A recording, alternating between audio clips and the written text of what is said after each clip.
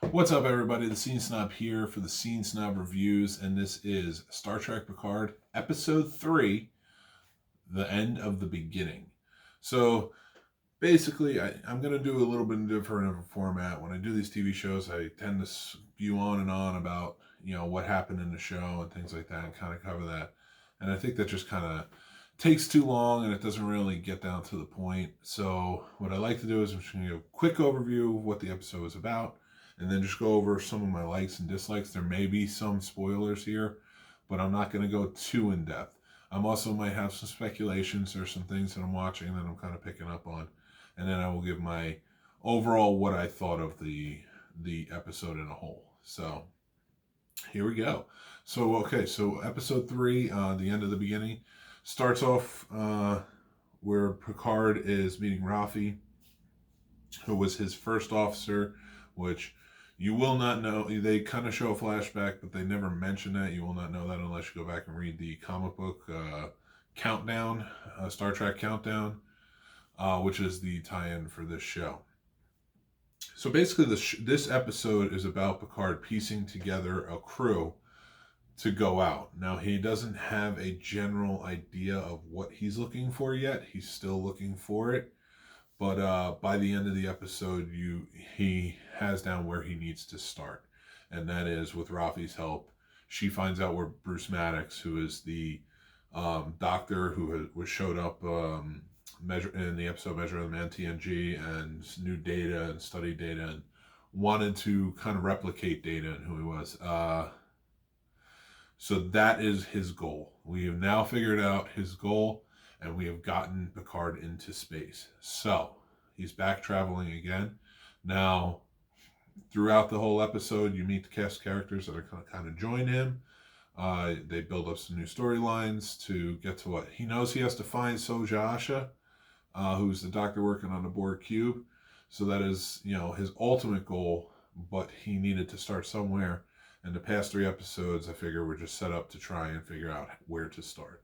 Bruce Maddox is the obvious choice, even from the first episode when he went to go look for him at the Daystrom Institute. So now we've started our trail, and it's interesting. I'm actually really looking forward to them finding Bruce Maddox. I hope he's not dead. I hope there is an interaction, because we have not seen him since he was on the TNG episode.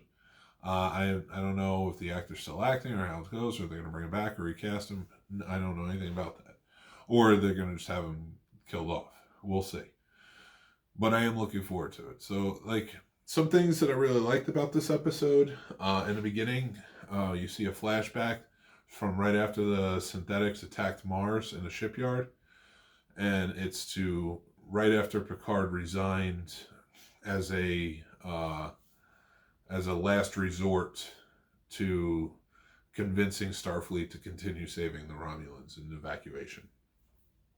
So, one thing I took away from that I really liked were the uniforms.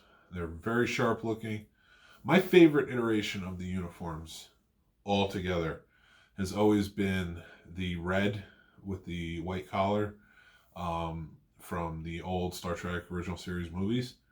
Not the first one, of course, not motion picture, but from Wrath of Khan on, they wore that. I've always liked those, and they showed up.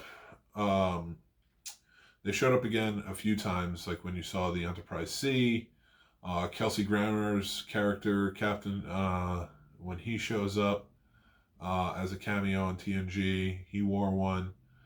When you see, what do you call it? Captain Picard, when he got his, he had to get his heart replaced when he played a younger episode in the Q episode of it. The episode escapes me at the moment, but as a cadet, he wore one of those uniforms, and that's always been my favorite iteration of the uniform. I've always loved that, and I love most of them. I really do. And later on, the black suits with the colored shoulder pads and from like the later movies, from the TNG movies, I really like those too. And these are an iteration of that, like another iteration of that. They are that now they're like bands, and I like the insignia, the new one that they have which I think is still, Clancy was still wearing it. So I really dug how they had that, and it's the 2 bars, which, we know from Voyager and other things, when you saw them come back from the future, when you saw characters come back from the future, they were wearing that. I think it's the same one that was set up. I'd have to go back and look, but when you see Riker as the captain in the last episode of Next Generation, I'd have to go back and look, though. I'm not sure, but they all wear them now anyway. So I dug that. I thought that was really good. So the uniforms, I really like the uniforms that they had. They look good.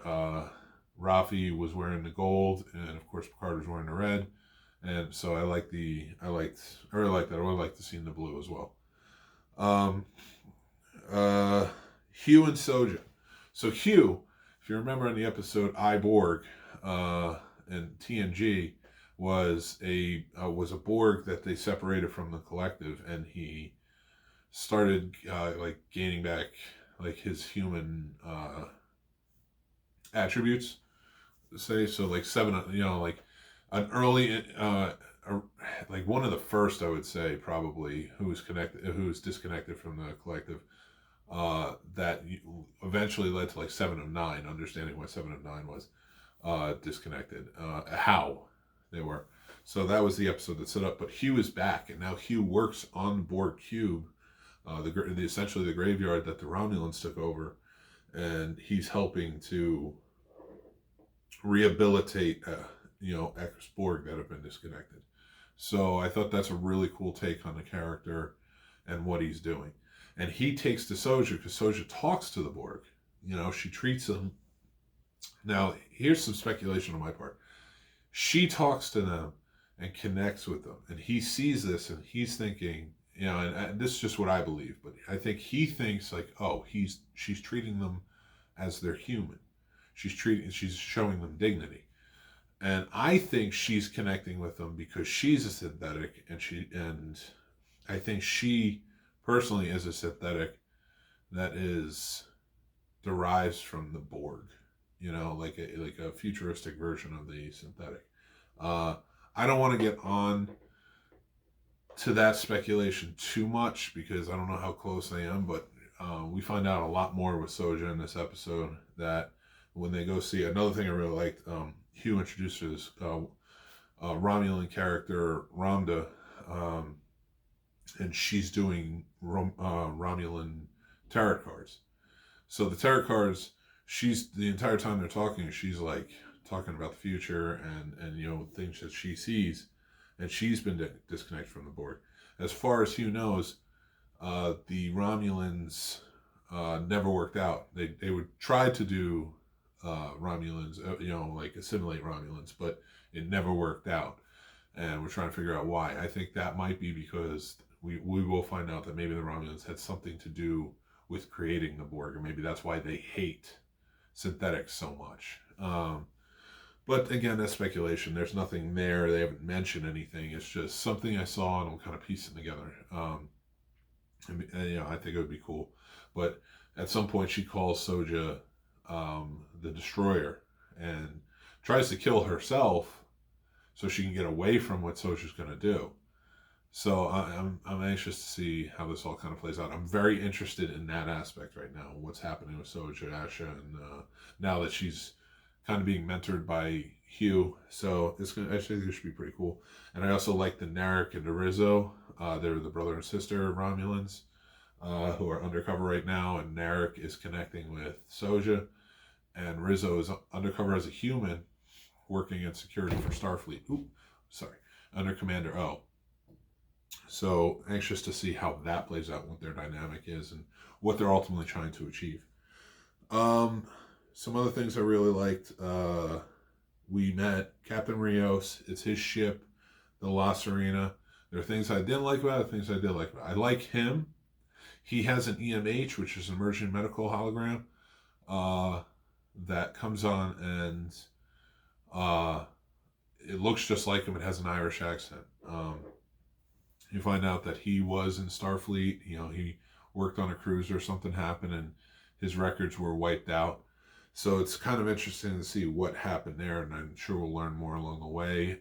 He doesn't show it, but he has a very high respect. I think there's a longing for Starfleet and having been kicked out, but he has very high respect for Picard. He doesn't show it, but later on they come on, and one thing I really liked is they cover Picard's accolades. I don't think this show's been doing it. I think the show's been shoving Picard down, and not that we've been forgetting as fans, but like, I feel like the people in Starfleet, things like that, like, you know, like when they called Picard's hubris, like Clancy called him out for his hubris, I'm like, is it hubris, or is this guy just so accomplished? Has he done so much that maybe he's garnered a little trust, or, you know, and that's all he feels is like, you should listen to me. I've been doing this a long time and I know what I'm doing.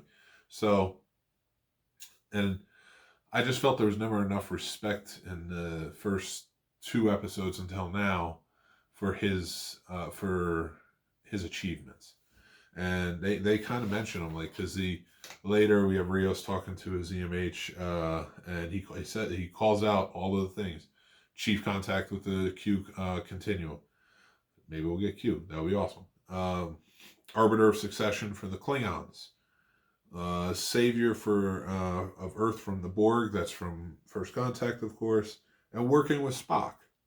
I thought it would have been cool if they mentioned like the Genesis and having worked with Kirk too, you know, to save the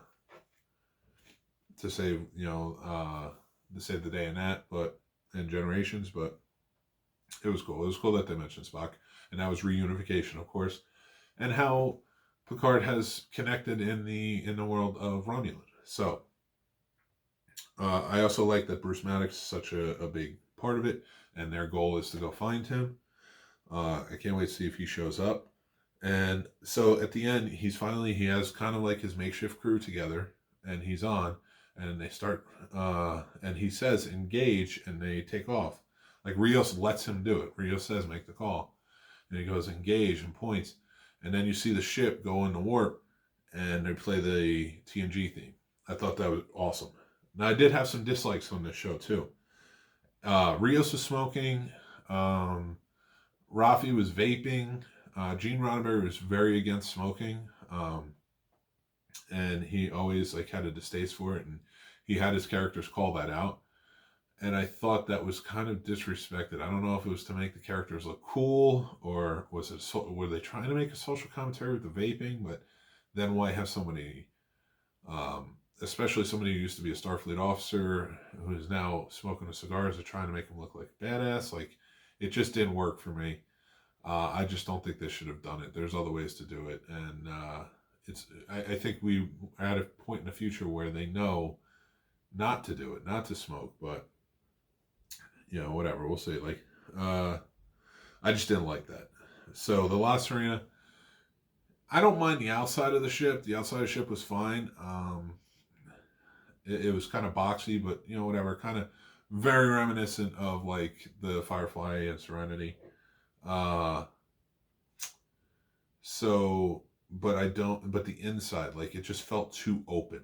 Like, it was this huge open, like there wasn't like a quarters, or not a quarters, but a bridge, that I thought that every famous ship has a bridge that works, you know, and, you know, or cockpit or such, like Millennium Falcon, things like that. And, you know, I don't want to speak out of turn, but like Star Trek is, you know, with the Enterprise bridge was huge.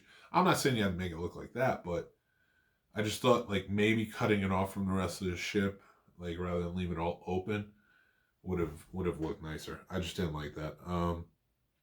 Now, Agnes was a setup. There's a scene where she meets with Commander O. They kind of talk, and then it cuts away. And then later when Laris, the 2 Romulans at the vineyard, and Picard get into a fight with the Romulan Black Ops, they come in and Agnes shoots one of them, and she acts stunned, like scared, and that she did it and such, and it just becomes an issue. And then she's like, oh, you know, I can't lie. You know, I'm a terrible liar, and I met with her, but, you know, I didn't tell her anything. And Obviously, she's a double agent. It was not well written, not well set up. I didn't enjoy it. I would have preferred she just went with them to meet with Bruce Maddox and not have her be that double agent type. So it may change. I'll leave it open, but I just didn't like the setup for that. One thing for me, they talk about The Tragic Sense of Life, which is a book, which is a philosophy book written in 1912. And I thought it was fine, but one thing that I thought the J.J. Abrams movies did that was pretty cool, and that the Orville does that really worked for me, was they incorporate the pop culture of like present, like 80s, 90s, 2000, 2010, such. They incorporate that because it's important, because it is impressionable. It leaves impressions now. The 80s leave impressions on kids who were born like 10 years ago now, you know, like, so I feel like in the future, you're going to have that. Some of that music's going to last. Some of those books are going to last. And that was my biggest, like, kind of gripe with TNG, was like, you're going so far back to the Sherlock Holmes era, to like the Victorian England era, or Shakespeare or whatever, and that's fine. I never had a problem with them touching down on all that, but it became sort of like a spearhead on the show, and like, you know, this is who we are, this is our culture, blah blah blah, and I was just like, yeah, but we've had a lot of culture since then. You're in the 2300s, like, there's nothing else we could you know, do from like the 80s, you know, like, so I was always just kind of bummed. And like with The Tragic Sense of Life, I understand the book is kind of mimicking, you know, or the story is kind of mimicking the philosophies of the book and stuff, but is there nothing more current? That's just a gripe, though. I'm not putting down the show because of that, but my overall feelings on the show were, I didn't love it. It's the weakest one so far. I just didn't even feel like it was as well acted. I'm excited to see where it goes. It has some cool setups, and like I said, I like the Soja and now the Hue effect to it. But I kind of want to see where this goes before. I'm gonna keep watching, of course, but I really hope it picks up its pace and really goes from there. I'm getting tired of a lot of things that happen in this episode, and I just feel like it needs to push or answer some questions, or open up more questions, open up the worlds a little bit. So he's finally in space. I'm hoping that it gears up from there. That is my feelings on Star Trek Picard Episode 3, The End is the Beginning. Let me know what you guys think. Message down below, you know, or to comment down below, message me. Make sure you give a like and subscribe and hit the notifications button. Tons of stuff coming out. Check out the scenesnobs.com. We have tons of shows, even more being added, and lots of cool stuff happening. So we're going to be doing some sponsoring. So we have lots of interviews coming out, things like that. Also, you can follow me on Instagram, Twitter, or Facebook at The Scene Snob. Looking forward to hearing from you guys, and take care.